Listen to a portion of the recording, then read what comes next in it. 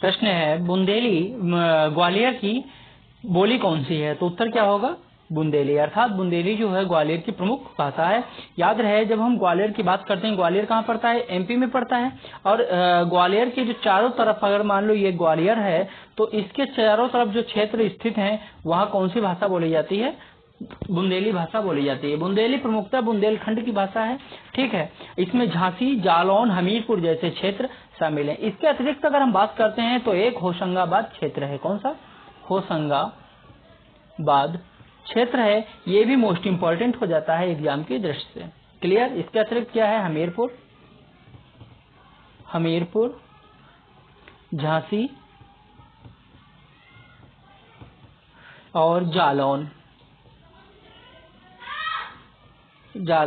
आदि क्षेत्र क्या है? मोस्ट इंपॉर्टेंट हो जाते हैं, जहां पर बुंदेली भाषा या बुंदेलखंडी भाषा का उपयोग किया जाता है। क्लियर? अगला प्रश्न है,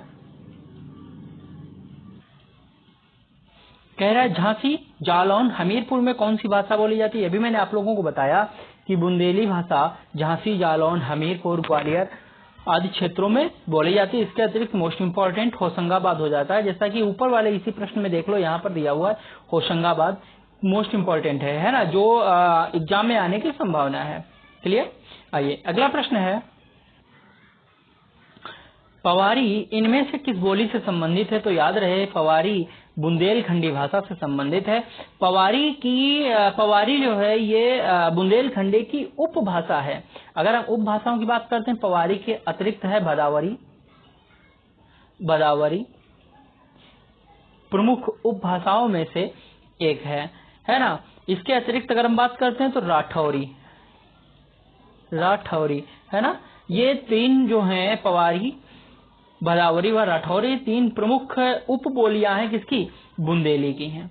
क्लियर? हमने यहाँ पर देखा था कि झांसी, जालौन, हमीरपुर में कौन सी बुंदेली भाषा बोली जाती है? ग्वालियर और जो है होशंगाबाद जैसे क्षेत्रों में, है ना। इसके अतिरिक्त यहाँ देखो बुंदेली में लोक साहित्य काफी प्रचलित है। कौन है वो? ईश्वरी का फाग। क्लियर? ईश्वरी का फाग किसमें रचा गया है या किसमें साहित्य किया गया है? तो याद रहे उसे बुंदेली भाषा में उपयोग किया गया है या बुंदेली भाषा में उसे लिखा गया है। बुंदेली भाषा किससे निकला है? तो सौरसैनी अपभ्रंश से इसका विकास हुआ है। क्लियर? ईश्वरी का फाग मोस्ट इंपॉर्टेंट है, जो याद रखना है। ईश्वरी का फाग मोस्ट इंपॉर्टेंट है ना।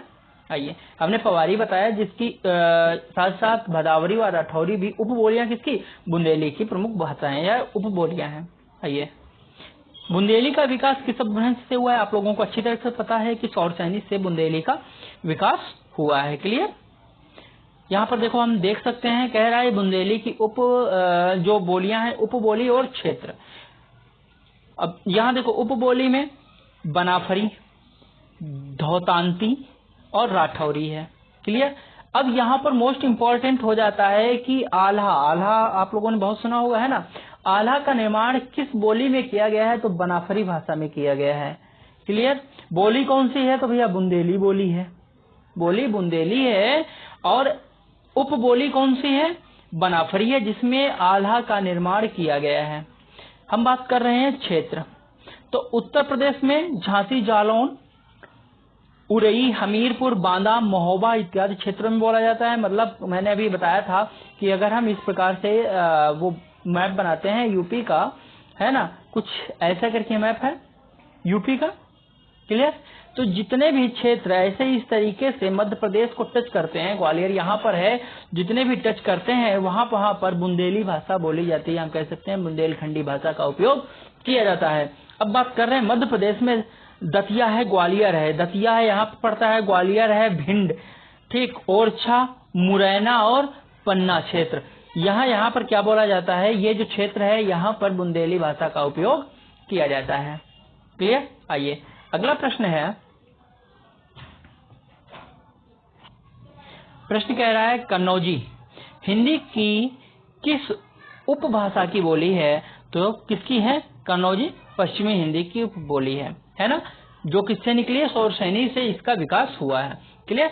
अब बात करते हैं कन्नौजी बोली कहाँ पर जाती है। तो याद करें, इटावा है, फर्रुखाबाद है, शाहजहांपुर है, कानपुर, हरदोई, पीलीभीत, कन्नौज और ब्रजभाषा जैसे क्षेत्रों में ये बोली जाती है। अब ब्रज भाषा जैसे क्षेत्रों की मैं बात कर रहा हूँ, यहाँ पर गौर करो, यहाँ पर लिखा है कन्नौजी व ब्रज भाषा में काफी समानता है। ठीक, हमने कहा ब्रज भाषा के क्षेत्रों में भी बोली जाती है। कहने का तात्पर्य जैसे मथुरा है, आगरा है, यहाँ पर भी कन्नौजी भाषा उपयोग की जाती है। हम जब बरेली आते हैं तो वहां पर ब्रज भाषा का उपयोग देखते हैं। हमने कई बार देखा है कि बरेली में ब्रज भाषा का उपयोग है ना, ब्रज भाषा, लेकिन वहीं पर कन्नौजी का भी उपयोग किया जाता है। क्लियर, कन्नौजी का भी उपयोग किया जाता है। अब उम्मीद करता हूं कि यहाँ पर जो कन्नौजी और ब्रजभाषा का ये काफी समानता है, इसके बारे में जो अभी मैंने बोला कि ब्रजभाषा जैसे क्षेत्रों में भी बोली जाती है, तो आप लोगों को पता होगा। हाँ, आप लोगों को जो याद रखना है वो ये है कि इटावा है, फर्रुखाबाद, शाहजहांपुर, कानपुर, हरदोई और पीलीभीत, इन क्षेत्रों को याद रखना है जहाँ पर कन्नौजी भाषा का उपयोग किया जाता है। क्लियर। आइए अगला प्रश्न है, यहाँ पर देखिए हरियाणवी बोली कह रहा है राघनी बोली कहाँ बोली जाती है, तो जाहिर सी बात हरियाणवी बात करने कहाँ बोली जाती है, हरियाणा में बोली जाती है ना। तो इसके अतिरिक्त बांगरू जो भाषा है वो भी कहाँ बोली जाती है, हरियाणा में बोली जाती है, या उसे हम हरियाणवी भाषा के नाम से जानते हैं। क्लियर। आइए देख लेते हैं इसका डिस्कशन एक बार। रांगणी बोली हरियाणा राज्य की बोली है। कहाँ की, हरियाणा राज्य की प्रमुख बोली है ना। सामान्यतः हरियाणा में बोली जाने वाली बोली को हरियाणवी बोली कहते हैं। हरियाणवी को बांगरू या जाटू के नाम से भी जाना जाता है। हरियाणवी को बांगरू या जाटू के नाम से भी जाना जाता है। हरियाणवी बोली का विकास सौर सैनी अपभ्रंश से हुआ है। किससे हुआ है, सौर सैनी अपभ्रंश से हुआ है। क्लियर। यहीं पर कह रहा है कि बांगरू जो भाषा है, बांगरू किस उपवर्ग या उपभाषा वर्ग की बोली है, तो किसकी है, तो पश्चिमी हिंदी की भाषा है। किसकी है, पश्चिमी हिंदी की ये भाषा है। क्लियर। आइए देख लेते एक बार है।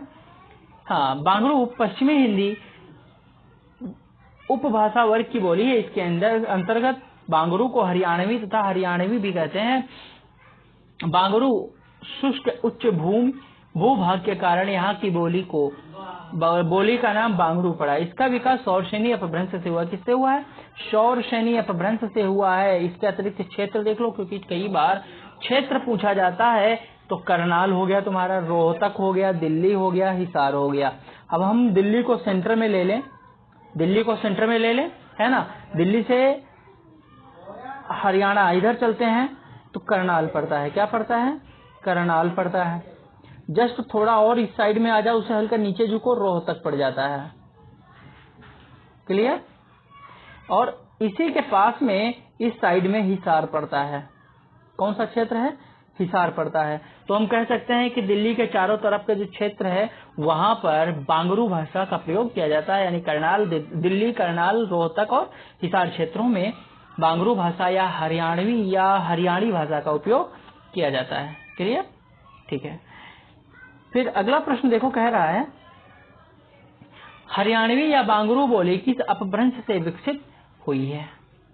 हरियाणवी या बांगरू, अभी हमने देखा कि हरियाणवी जो भाषा है सौरसैनी से निकली है, और सौरसैनी से क्या निकला है, यहाँ पर आ ही गया, देखो दिया हुआ है पश्चिमोत्तर सौरसैनी अपभ्रंश, है ना। हमारा उत्तर क्या है, पश्चिमोत्तर सौरसैनी अपभ्रंश, अर्थात ए इसका आंसर है। आइए, रांगणी बोली हरियाणा राज्य की बोली है। सामान्यतः हरियाणा में बोली जाने वाली बोली को हरियाणवी कहते हैं। हरियाणवी को बांगरू या जाटू भी कहते हैं, वही चीज है ना। मेवाती किस उपभाषा वर्ग की बोली है, पूर्वी हिंदी, राजस्थानी हिंदी, पहाड़ी हिंदी या फिर बिहारी हिंदी। मेवाती अर्थात मेवाड़ से संबंधित है ना। और जो भी ये मेवाड़ से संबंधित, तो जाहिर सी बात है प्रमुख क्षेत्र कौन सा होगा, राजस्थानी हिंदी होगी। क्या होगा, राजस्थानी हिंदी इसका प्रमुख आंसर होगा, है ना। आइए देखते हैं इसका एक बार डिस्क्रिप्शन देख लें।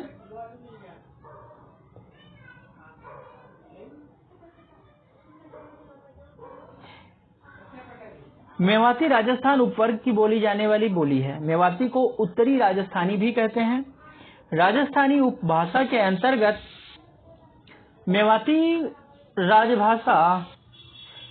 राजस्थानी उपवर्ग की बोली है। मेवाती को उत्तरी राजस्थानी भी कहते हैं, है ना। राजस्थानी उपभाषा के अंतर्गत पश्चिमी राजस्थानी यानी मारवाड़ी, पूर्वी राजस्थानी जयपुरी, उत्तरी राजस्थानी मेवाती और दक्षिणी राजस्थानी मालवी है। उत्तरी राजस्थान में इसका क्षेत्र, गौर करो, मेवाती जहां जहां पर बोली जाती है उसके प्रमुख क्षेत्र कौन कौन से हैं?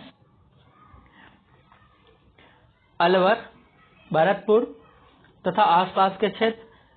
मेव जाति के इलाके मेवात के नाम पर इसे मेवाती कहते हैं। मतलब जिस क्षेत्र में मेव जाति के लोग रहते हैं वहां पर जो बोली बोली जाती है वो मेवाती है। इनमें प्रमुख अलवर, भरतपुर के आसपास के क्षेत्र हैं। कुछ जो क्षेत्र है वो आगरा तक भी सीमित है, आगरा और मथुरा। अब यहाँ पर बात आती है, सर मथुरा में ब्रज बोली जाती है। भैया मैंने क्या कहा, कुछ संक्रमित क्षेत्र होते हैं। संक्रमण का तात्पर्य बीमारी से ना होकर के बल्कि जो कह सकते हैं कि जो क्षेत्र है, मान लो कि ये दिल्ली है, इतना है ना, यहाँ पर ये हरियाणा है, तो कुछ क्षेत्र जो ये है ये क्या है, संक्रमणित क्षेत्र है ना। तो वही चीज यहाँ पर दिखाया गया है। आइए, प्रश्न है जयपुरी का स्थानीय नाम क्या है? उत्तर क्या होगा? ढूंढाड़ी। अर्थात जयपुरी का स्थानीय नाम ढूंढाड़ी है। क्लियर? आइए अगला प्रश्न है मीराबाई के पद राजस्थानी भाषा की किस बोली में लिखे गए हैं? तो याद रहे मारवाड़ी भाषा में मीराबाई के पदों की रचना की गई है। क्लियर? मारवाड़ी भाषा में इनका उपयोग किया गया है। एक बार क्षेत्र भी देख लेते हैं जहां जहां पर मारवाड़ी भाषा उपयोग की जाती है। जैसे जोधपुर है, अजमेर है, बीकानेर है, किशनगढ़ है, मेवाड़ है, सिरोही है, जैसलमेर है। इन क्षेत्रों में मारवाड़ी भाषा बोली जाती है। क्लियर?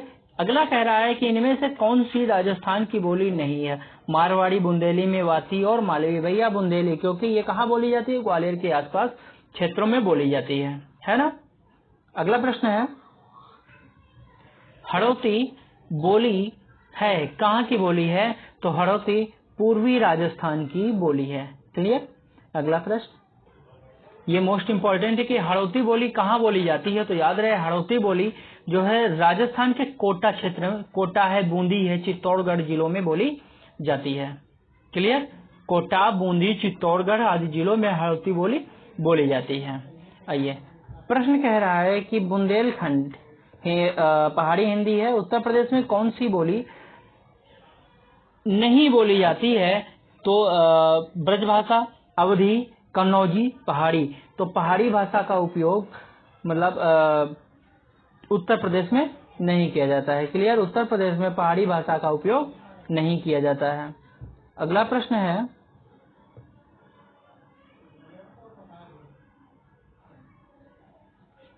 यहाँ पर एक चीज देखने वाला है कि अगर हम देख लें कि पहाड़ी भाषा कहाँ कहाँ बोली जाती है, जौनसार, सिरमौर, शिमला, मंडी, चंबा, गढ़वाल, कुमाऊं के आसपास क्षेत्रों में बोली जाती है। वही चीज मैंने जब इसके पहले आप लोगों को प्रारंभ किया था तब बताया था कि पहाड़ी भाषा का तात्पर्य पर्वतीय क्षेत्रों से है। भारत में पर्वतीय क्षेत्र की अगर हम बात करते हैं तो कुमाऊं वगैरह आता है ना। अब कुमाऊं वही चीज है, झांसी, जालौन और ये मिर्जापुर क्षेत्र आते हैं, क्योंकि कुमाऊं जो पहाड़ियां हैं ये विंध्य पर्वत श्रृंखला के भाग हैं, है ना। लेकिन इधर तो कन्नौजी बोली जाती है, तो जाहिर सी बात पहाड़ी भाषा इधर नहीं तो कहाँ होनी चाहिए? तो हिमालयी क्षेत्र में पहुंचा दो इसे। जब हिमालयी क्षेत्र में पहुंच जाते हैं यानी कि हिमाचल प्रदेश और उत्तराखंड, यहाँ पहाड़ी भाषा का उपयोग किया जाता है। क्लियर? अब आप लोग देख लो, जौनसार है, सिरमौर है, जौनसार है, सिरमौर है, शिमला है, मंडी, चंबा, गढ़वाल, कुमाऊं, ठीक, इनके आसपास कौन सी बोली है? पहाड़ी बोली जाती है, जो कि उत्तराखंड और हिमाचल प्रदेश के प्रमुख क्षेत्र हैं। निम्नांकित में गढ़वाली की उपबोली कौन सी है? यह मोस्ट इंपॉर्टेंट हो जाता है कि गढ़वाली की उपबोली कौन सी है? तो हमारा उत्तर होगा सलानी। क्लियर? सलानी गढ़वाली की उपबोली है। अब देख लो मागधी अपभ्रंश से विकसित जो भाषाएं हैं, है ना। यहाँ दिया हुआ है बिहारी हिंदी का विकास किस प्राकृत या अपभ्रंश से माना गया है? तो याद रहे मागधी अपभ्रंश से माना गया है। क्यों माना गया है? क्योंकि मगध क्षेत्र कौन सा था? बिहार का था, यानी मगध का निर्माण बिहार में हुआ था, है ना। तो बिहार में या उसके आसपास में मागधी भाषा का उपयोग किया जाता है। क्लियर? अगला प्रश्न है कह रहा है कि इनमें से हिंदी का स्वरूप नहीं है, तो जाहिर सी बात अवधि का जो अवधि है ये हिंदी का स्वरूप नहीं है। क्यों? क्योंकि अवधि को बिहारी हिंदी के अंतर्गत नहीं न रख करके पूर्वी हिंदी के अंतर्गत रखा गया है। क्लियर? यह पूर्वी हिंदी है ना कि बिहारी अर्थात मागधी। जब मागधी नहीं है तो जाहिर सी बात है इसके अंतर्गत फिर कौन कौन सा आते भैया? भोजपुरी है, मगही है, मैथिली है। ये भाषाएं बिहारी हिंदी या मगध प्रांत या फिर मागधी अपभ्रंश के तहत आती है ना। अगला प्रश्न है, अंगिका किस राज्य की बोली है या बिहार की प्रमुख बोली है? बिहार हिंदी की बोली का नाम क्या है? मगही है। क्लियर? मगही जो है बिहार हिंदी की बोली है। कौन सी बोली बिहार की नहीं है? भोजपुरी, मगही, जयपुरी और मैथिली। भैया जयपुरी, क्योंकि जयपुर में बोली जाती है। जयपुर कहाँ है? राजस्थान में स्थित है। इस बदौलत जयपुरी बिहार की बोली नहीं है। क्लियर? हम बात कर रहे हैं भोजपुरी की। भोजपुरी बोली की उत्पत्ति किससे मानी जाती है? तो मागधी अपभ्रंश से भोजपुरी की उत्पत्ति मानी जाती है। अब यहीं पर एक प्रश्न आता है कि संविधान की 8वीं अनुसूची में क्या भोजपुरी का उल्लेख है? कई बार प्रश्न पूछा गया तो उत्तर होगा नहीं। अभी तक संवैधानिक दर्जा भोजपुरी को प्रदान नहीं किया गया है। क्लियर? आइए, कह रहा है वाराणसी, गोरखपुर, आरा के मध्य कौन सी बोली बोली जाती है? आप गौर करो, यहाँ पर वाराणसी, गोरखपुर, आरा किसके निकटतम क्षेत्र हैं? बिहार के निकटतम क्षेत्र हैं। बल्कि आरा जो है ये तो बिहार का ही एक जिला है। तो कौन सी बोली बोली जाती है भैया? भोजपुरी बोली वहां पर बोली जाती है। क्लियर? आइए, अब देखो यहाँ पर देखो, मैंने कहा भोजपुरी बोली बोली जाती है। गौर करने वाली बात है, इनमें ऑप्शन कौन कौन से दिए गए हैं? एक तो भोजपुरी दे दिया गया है, दूसरा मैथिली दे दिया गया है। अवधी और कौरवी नहीं हो सकते हैं, क्योंकि ये कैसी भाषा है? अवधी पूर्वी हिंदी है। क्या है? पूर्वी हिंदी है। जबकि हम बात करते हैं कौरवी अर्थात खड़ी बोली, तो ये पश्चिमी हिंदी है। क्लियर? पश्चिमी हिंदी है।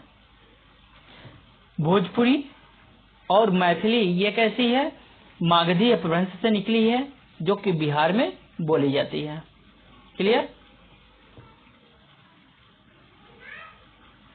कह रहा है, प्रश्न है किस क्षेत्र की बोली को काशिका कहा जाता है? किस क्षेत्र की बोली को काशिका कहा जाता है? ये मोस्ट इम्पोर्टेंट है। ग्राम पंचायत अधिकारी में पूछा गया है 2016 में। तो किस क्षेत्र की भाषा को काशिका मोस्ट इम्पोर्टेंट। तो वाराणसी की भाषा को हम काशिका के नाम से संबोधित करते हैं। क्लियर? आइए, अगला प्रश्न कह रहा है,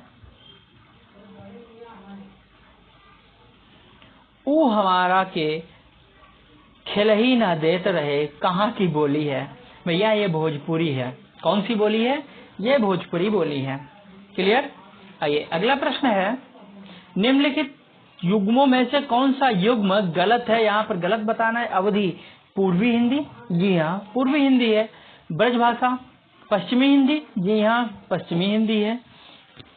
खड़ी बोली पश्चिमी हिंदी, जी खड़ी बोली पश्चिमी हिंदी है। बचा क्या? भोजपुरी। भोजपुरी पूर्वी हिंदी नहीं जी, भोजपुरी पूर्वी हिंदी नहीं है, बल्कि ये मागधी है। क्या है? मागधी अपभ्रंश से निकला है और बोली बिहारी है ना। सॉरी, बोली कौन सी है? बिहारी है, बिहारी बोली है। क्लियर? उम्मीद करता हूँ यहाँ तक आप लोगों को समझ में मोस्ट इम्पोर्टेंट जितना था वो हमने आप लोगों को करवा दिया है। ठीक है, आइए थोड़ा सा और देख लेते हैं। गाजीपुर में बोली जाने वाली प्रमुख बोली कौन सी है भैया? भोजपुरी है। ठीक, उत्तर प्रदेश में सर्वाधिक बोली जाने वाली बोली भोजपुरी है। गौर करने वाली बात है, यहाँ पर मोस्ट इम्पोर्टेंट प्रश्न यहाँ से बन सकता है कि उत्तर प्रदेश में सर्वाधिक बोली जाने वाली बोली कौन सी है? तो भैया भोजपुरी है। क्यों? बिहार के नजदीक का क्षेत्र अगर ले लेते हैं, इलाहाबाद भी जिसे वर्तमान में प्रयागराज कहते हैं, वहां पर भी ये भाषा बोली जाती है। इसके अतिरिक्त आइए, सिद्धार्थनगर, संत कबीर नगर, गोरखपुर, देवरिया, कुशीनगर, मऊ, आजमगढ़, गाजीपुर, बलिया, वाराणसी आदि क्षेत्रों में भोजपुरी बोली जाती है। क्लियर? ठीक है, ये मोस्ट इम्पोर्टेंट है आप लोगों के लिए कि सबसे अधिक उत्तर प्रदेश में कौन सी बोली जाती है? खड़ी बोली जाती है, उर्दू बोली जाती है या फिर भोजपुरी बोली जाती है? क्लियर। अब यहाँ पर ऑप्शन देखो, अगर दे दिया जाए उत्तर प्रदेश में सर्वाधिक बोली जाने वाली बोली कौन सी है, तो अवधी हो सकती है, रह सकती है, खड़ी बोली रह सकती है। बघेली को हटा करके यहाँ पर जो है बघेली हटा दी जाए, अगर बुंदेली डाल दी जाए तो वो भी हो सकती है, या ब्रज भाषा डाली जा सकती है। ठीक है, तो इस हिसाब से अगर कोई भी देखते हैं तो सबसे अधिक भोजपुरी भाषा उत्तर प्रदेश में बोली जाती है। क्लियर। मैथिली से एक प्रश्न है, वो एक बार देख लो। हमारा ये टॉपिक समझो लगभग समाप्त हो गया, फिर अर्धमागधी करवा देते हैं और चैप्टर एंड कर देते हैं। कह रहा है कि मैथिली बोली के लोकप्रिय कवि, यहाँ पर सिर्फ कवि पूछा गया है क्योंकि इससे अधिक वो नहीं है।